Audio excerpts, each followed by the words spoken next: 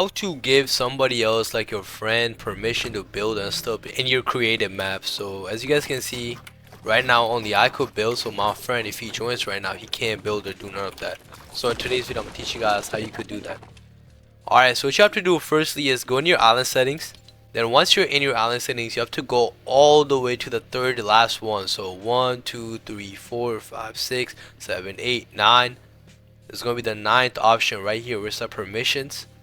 And once you click on that, island edit and copy permission. If your friend is here, his name is gonna show up over here, and he's gonna have the same thing. He's gonna say copy and edit. So you're gonna go on this.